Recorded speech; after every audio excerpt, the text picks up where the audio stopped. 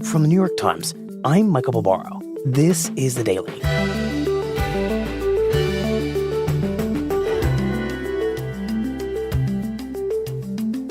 Today, at the heart of President Trump's flurry of executive orders was a systematic dismantling of the country's current approach to immigration.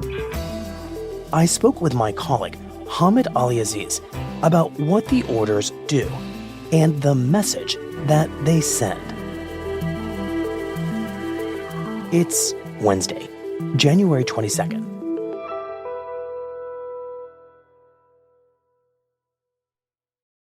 Hamid, thank you for coming in the studio here in Washington, which is, studio might be a little grandiose a word for what this is. Sure. Kind of a closet. It's tight. Yeah. But it gets the job done. You have spent the past 24 hours or so studying President Trump's executive orders on immigration and what exactly they seek to accomplish. So with the benefit of that huge amount of time that you've had to study this, how are you thinking about them individually and collectively?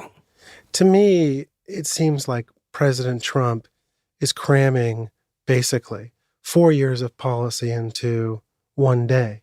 One half day. One half day.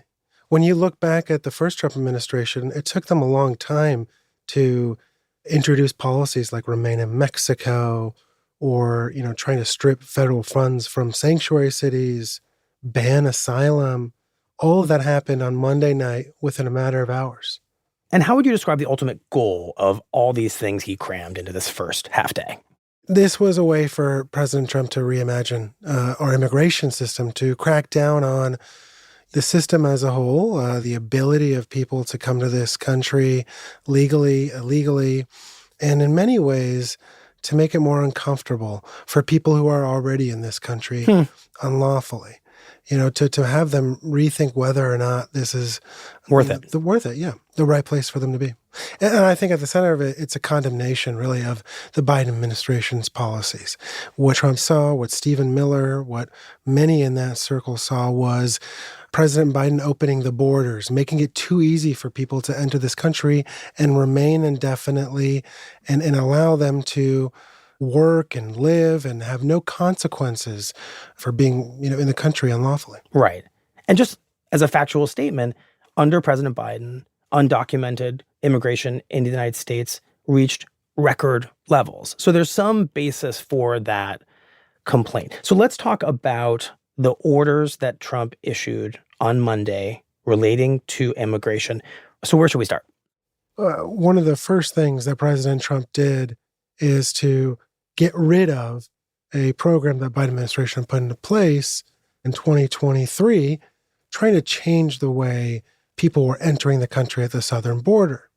At some point during the Biden administration, they realized that the current status quo was not working. Tens of thousands of people were crossing the border, seeking asylum, and were being allowed to stay in the country indefinitely. They saw this as a major problem and an incentive for more people to come and to cross. So they thought one way to handle this is to set up a system through an app called CBP One, where people could schedule appointments to enter the country at a port of entry. But if you crossed illegally, asylum access was no longer going to be, given to you. Got it. So this app is an effort to bring some order to the chaos of the border during the Biden presidency. Totally. The Biden administration felt like they were really providing a roadmap to stabilize the border. You could either come this way and you'd have a chance to stay in the United States, or you come illegally and we're going to turn you back, we're going to deport you, we're going to send you back to your home country. And does this app end up working? Well, according to the Biden administration, it does. Ultimately, in the form of border numbers, the border numbers have been dropping throughout 2024. After the Biden administration put in tough restrictions at the southern border on asylum and paired it with this app, the numbers dropped precipitously. As a point of comparison, you can look back to December 2023. Nearly 250,000 people crossed the southern border. In that month alone. And you see from there to the end of December 2024, 1 year later, we're at 46,000 crossings at the southern border. And on Monday, President Trump shut down this app. Why would President Trump shut down an app that seemed to be accomplishing what President Biden hoped it would do, which is to bring some predictability to asylum seeking and border crossing at the U.S.-Mexico border? President Trump and Republicans, including Stephen Miller, saw this as another form of illegal immigration. These were people, in their eyes, who had no other lawful way to enter the United States through a visa. And if you look at the numbers, since early 2023 to the end of 2024, more than 900,000 people use this app to enter the United States. So while the numbers may have gone down overall once this app goes into place, they're still pretty big numbers by the end of a year. Entering the United States, exactly. Republicans felt like when you're examining the number of arrests at the southern border every month, you need to add that total of people who are entering using this app, add that to the total of arrests as well at the southern border to get a better picture of what's happening at the border. So essentially, Trump, Stephen Miller, those around them would say that this app was a half measure, an unsuccessful solution to the problem of border crossings. And it was facilitating illegal immigration. So what happened once Trump ordered that the app be shut down? We saw pretty immediately people on the ground in Mexico processing this news, talking to our colleagues saying they had this appointment, they'd been waiting for it for a long time, and they had no idea what was going to come next, what was going to happen to their cases, their ability to enter the United States. And according to a former Department of Homeland Security official who I spoke with, as of Monday morning, around 30,000 people had appointments to enter the country using this app, and those appointments are now canceled. Is it right to think that what Trump accomplishes with this executive order that shuts down this app is he's effectively shutting down asylum? Well, there's another order that handles asylum in the southern border. What Trump does in this separate order is to immediately say that there's an invasion at our border and no longer can we allow people to cross into this country illegally and claim asylum and remain indefinitely. What Trump's saying here is we're going to take the deterrence approach. We're going to tell you no longer can you enter our country illegally and have a chance to stay. So basically, Trump is taking away the route Biden had created to apply for asylum without crossing into the country. And with this order, he's saying because of a surge of asylum seekers, what he calls an invasion, we're not replacing that with anything. Asylum, in effect, is over. Exactly. And how should we think about the underlying logic of that? I think we've all come to understand that asylum, as originally conceived, is this concept that you are living in a place where life has become intolerably dangerous. Perhaps you're on a government enemies list. Perhaps gangs are threatening you or someone in your family, and at any moment it feels like your life may end. That's been a traditional way of understanding why someone would apply for asylum.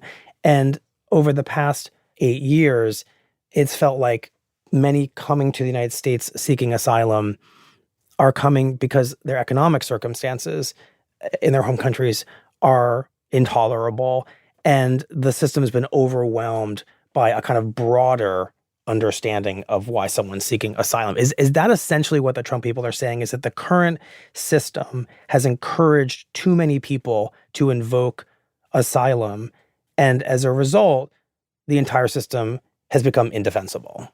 Yeah, exactly. In the order itself, it details how our border system is not equipped to process people, to analyze their backgrounds, any potential criminal history that they have, and our current system just does not work.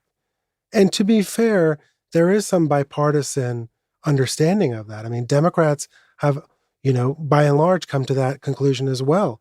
The Biden administration echoed a lot of these talking points of how the asylum system as it is currently at the southern border is just not operable.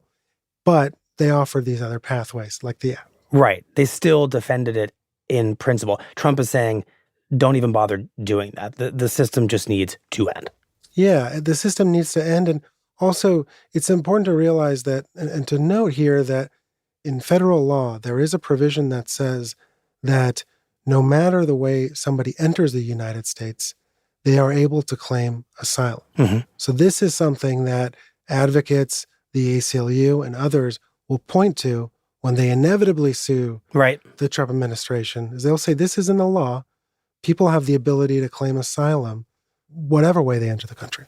What Trump is saying is that it's worth trying to shut down our southern border to stop this really high flow of people entering the country, what he terms as an invasion, millions of people coming into the country in recent years. And he's looking with his other executive orders for a way to close the door on other pathways for immigrants who are seeking refuge in this country, closing those doors one by one.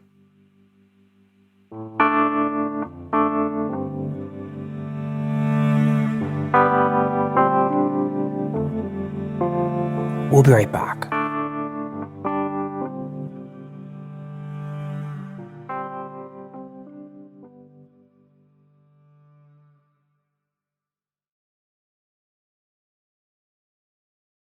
Hamid, we've been talking about asylum and President Trump's plans to shut that down in multiple ways. How else is he using these early executive orders to stop foreigners from trying to enter the United States? Yeah, President Trump has directed the DHS secretary to immediately shut down a Biden-era program that allowed immigrants from Cuba, Haiti, Venezuela, and Nicaragua to fly into the country through something called humanitarian parole. And just explain what humanitarian parole is and how it fits into Biden's approach to immigration. President Biden saw this as a way to allow people a different way to enter the country and to avoid taking this long journey through Mexico, entering the country illegally, putting their lives in the hands of smugglers. So kind of like the app. Exactly. And at that time in 2023, the Biden administration was struggling mightily with crossings from migrants from these countries. So they wanted to give these migrants a different way to enter the country and to avoid crossing illegally. They thought this would be a solution to that problem. Basically, the thinking was, if they're going to come anyway, let's create a more legal-ish path for them. Exactly. And I think that there's almost a political element involved with this program, which is to say to the American public, don't worry. When this person enters the United States, they have a financial sponsor that's going to take care of them. They won't be living off the state. This is a program that makes sense. And they saw it as a solution that was working. How many people used it? More than 500,000 in 2 years use this program. Which is a lot of people. So in Biden's mind, this recognizes a problem at the border, finds a way to deal with it. I'm going to guess that to Trump, 500,000 people coming from those countries is perhaps 500,000 too many. They saw this as a way for the government to allow people who had no other route to the United States to fly into the country and to remain as long as they wanted. And so I think this speaks to a lack of communication from the Biden administration, from President Biden, explaining his approach. He was never able to do that in a really succinct way, and other people filled that vacuum. Conservative figures were saying that the U.S. government was sponsoring people to fly into the United States, to come into your cities, and this just was not true. Got it. And so far we've talked about Biden-era programs that President Trump has shut down, but he also moved to close off other programs that preceded President Biden and that were supported on a bipartisan basis. What's an example of an executive order that did that? President Trump decided to suspend our refugee admissions program. As of next Monday, January 27th, the program will be shut down, and in the next 90 days, the Department of Homeland Security will have to deliver a report to President Trump in which they say whether or not it's necessary for President Trump to bring back the refugee program and whether that's in the national interest of the United States. Can you just distinguish, for those of us who maybe pretend we know but really don't, the distinction between someone seeking asylum and a refugee? Yeah, a refugee is applying for entry into the United States from abroad. They are oftentimes in a third country in a refugee camp. They've gone to the United Nations and they've said, I'm a refugee. That kickstarts a process that can take upwards of 2 years, where they're vetted by the United States. They go through all kinds of health and security checks, and they're waiting for a long time to enter the country. But if they do, at that point, they get a pathway to U.S. citizenship. Mm-hmm. For all intents and purposes, it's a legal pathway. It's legal immigration to the United States. So this is quite different from someone coming into the U.S. and seeking asylum. How many refugees has the U.S. let in over the past few years? Under the Biden administration, it took them 4 years to rebuild the refugee system that President Trump dismantled his first time in office. By the end of the Biden administration last year, they had allowed around 100,000 refugees. This is the highest total in 30 years. Wow. And this isn't something that's, historically Democrat or Republican. If you look back to President Bush, before he handed over the White House to President Obama, he allowed in over 60,000 refugees. Mm-hmm. This is a bipartisan supported program. But for Trump, it represents a potential security threat. And the way he's talked about it is, these are immigrants from areas like the Middle East, Syria, and other places, Sudan, who could potentially be a threat to the United States. I mean, these are talking points that he comes back to repeatedly. And in the order itself, President Trump cites the fact that our country is taking too many immigrants, and we're not equipped to take more immigrants, including refugees. This is not the time for cities like Denver, New York, and other places to take immigrants, even if they're refugees. So far, we're talking about executive actions designed to keep people from coming to the U.S. But of course, the order that has probably gotten the most attention so far, it does something different. It affects those already inside the United States. Yeah, the birthright citizenship executive action by President Trump was far more sweeping than I expected, than we expected. How so? The way it works right now is when you are born in the United States, you automatically get U.S. citizenship. Birthright citizenship. Exactly. This is the way we've long understood U.S. citizenship in the United States. We look to the 14th Amendment, which ensures this right. But President Trump is completely changing that. He's making it so if your mother was here in the country unlawfully or was here with a temporary visa and your father did not have U.S. citizenship or a green card, no longer can you be considered a U.S. citizen. Right. A pretty bold thing to do, given that it's in the Constitution. Exactly. And President Trump and some Republicans saw this as an incentive for immigrants to enter the country unlawfully and be able to have their children get U.S. citizenship. And this is something that they believe no longer should be a thing in the United States. So the motivation behind this is to take away birthright citizenship as a deterrence, because it has been, in Trump's mind, a lure, a draw for people to come here, have a child in the United States that becomes a citizen. Taking it away would take away that incentive. If you look at all these orders together, it's a lot of deterrence, a lot of making people uncomfortable who are here in the United States unlawfully or temporarily. And this is just another way to do that. Of all Trump's executive orders, this one would seem like it has the steepest legal hill to climb. And perhaps deterrence is so primarily the goal that he doesn't mind if it gets legally challenged. But we should assume that this is going to be legally challenged and that it might successfully be legally challenged, perhaps alongside many of these executive orders. This is the one that so far has inspired the most lawsuits of all the executive orders so far. Lawsuits already. We've seen several lawsuits, states across the country on Tuesday, including New York. Cities like San Francisco have filed lawsuits over this executive action. So they're already being inundated with legal challenges. The question is, what happens when this inevitably gets to the Supreme Court? It is kind of hard to get over the fact that it is in the U.S. Constitution and is something that most people have recognized as a fact, as just the way things work in the United States. I want to put all these orders together and think about the collective impact. Taking away this app that gave people appointments to seek asylum, ending essentially asylum itself, ending the refugee program, ending the humanitarian parole program and birthright citizenship. And that, of course, is on top of Trump's promise to undertake mass deportations in the coming days and weeks. As you're hinting at, it's hard to imagine a stronger message to anyone seeking to come to the United States that it's essentially pointless and futile, and you shouldn't do it. And we're going to make, in your words, the experience very uncomfortable.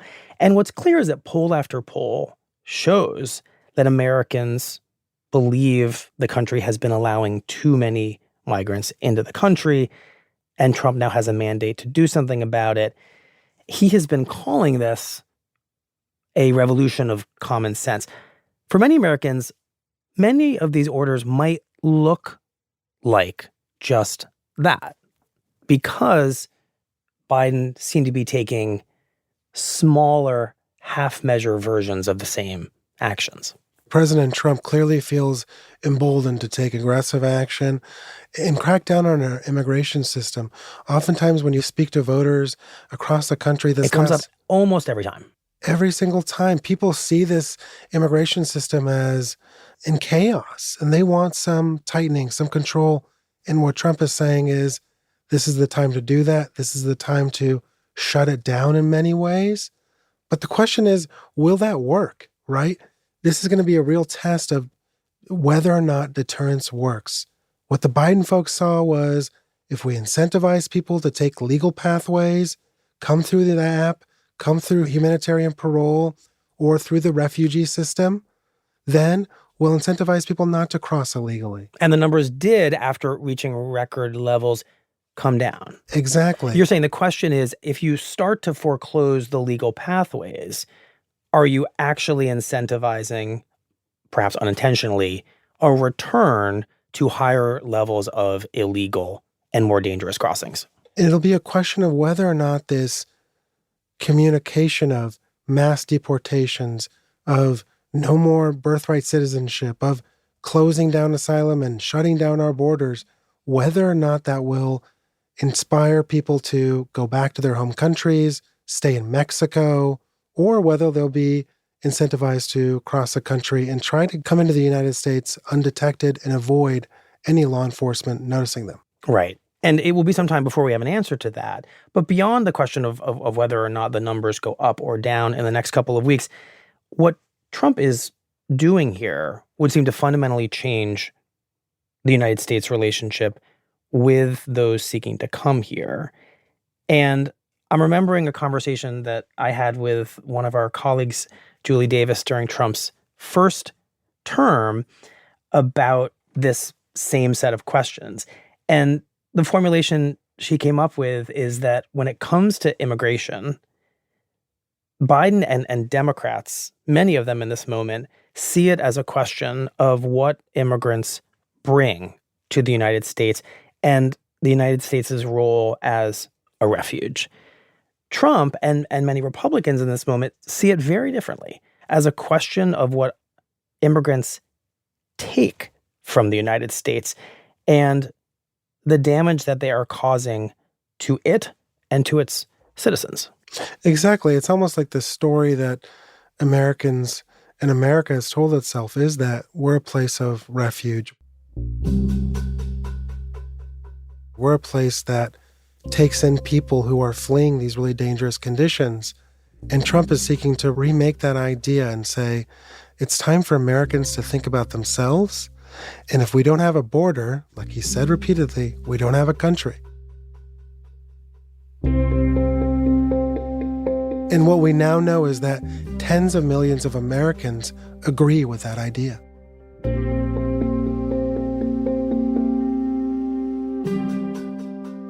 Well, Hamid, thank you very much. We appreciate it. Thank you for having me. As of Tuesday night, attorneys general from 22 states had sued President Trump in federal court in an effort to block his executive order ending birthright citizenship. In the lawsuits, The officials called the order, quote, extraordinary and extreme. Meanwhile, I ask you to have mercy, Mr. President, on those in our communities whose children fear that their parents will be taken away, and that you help those who are fleeing war zones and persecution in their own lands to find compassion and welcome here. During a church service at the National Cathedral, attended by Trump and his vice president, J.D. Vance, Bishop Marianne Edgar Budde, the leader of the Episcopal Diocese of Washington, appealed directly to Trump to show mercy on immigrants. Our God teaches us that we are to be merciful to the stranger, for we were all once strangers in this land. Trump repeatedly grimaced as she spoke, and after returning to the White House from the cathedral, criticized the bishop, saying, quote, I didn't think it was a good service. We'll be right back.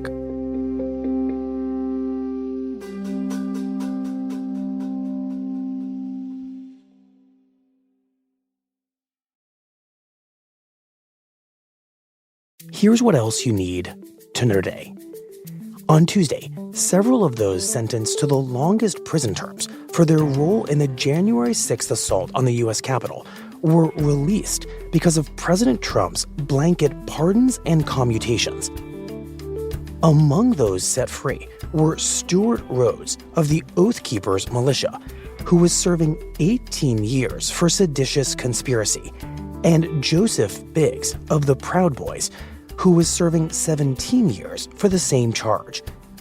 In Congress, lawmakers who had run for their lives to escape the rioters in 2020 were split in their reactions to Trump's pardons. Democratic leaders condemned them as a brazen act of lawlessness, while Republican leaders largely avoided the topic. Today's episode was produced by Carlos Prieto and Michael Simon Johnson. It was edited by Paige Cowett and Maria Byrne, contains original music by Dan Powell, and was engineered by Chris Wood. Our theme music is by Jim Brunberg and Ben Lansford of Wonderly. That's it for the Daily. I'm Michael Barbaro. See you tomorrow.